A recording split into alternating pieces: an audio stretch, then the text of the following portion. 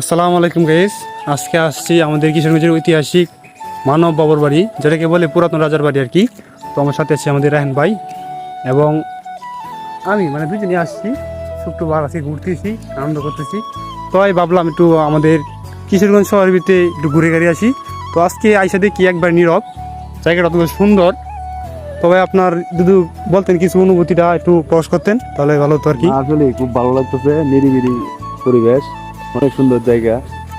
Guys, তো ওই হাঁটতে হাঁটতে ক্লান্ত হয়ে পড়ছি। তারপরে একটু আম গাছের নিচে বসলাম, তো আম গাছে নাই ভাই, আমটা আম গাছে নিচে না, তো আম গাছের সাইডে বসে ও সরি, এই যে আম গাছ নিচে না। আম গাছের সাইডে বসে রয়েছি মানব বাড়িতে। তো ভালো লাগতেছে অবশ্য, ভাই ভালো লাগতেছে না ভাই? আরে অনেক ভালো লাগে, অনেক ভালো তাইকে লাগতেছে। যায় না, তাকে যাবেন ভাই না? তাইকে যায় না। ওই নাম মানব বাবুতে কইয়া একটু জায়গা লই লেন, একটু ঘর পেলে কি কও? না ঠিক আছে, তোমার কথা ঠিক আছে, কিন্তু একটু কইয়া একটু লইলে কি কও? বললে তো অবশ্যই দিব বেটা, বুঝছো না? দিব দিব। দিব। তো গাইস, আমরা ভাবতেছি মানে মানব বাবুতে কইয়া একটু জায়গা লইলে আনবে না ঘর পেলে কি কও? হ্যাঁ এটাই ভালো, এ ভালো তো না? এটাই ভালো। তবে বাতাসটা সেই ভালো লাগতেছে। তো আমরা বাড়িতে কোন যাবো ভাইয়া? আসছি তো অনেকক্ষণ হয়েছে। বাড়ির যাইতাম না, এটা জায়গা না বলে লইবা। উনি আসলে তারপর তো লইতেও নাকি গাইস? আপনারা কি বলেন? নাকি থাকবো নাকি বাড়িতে চলে যাবো?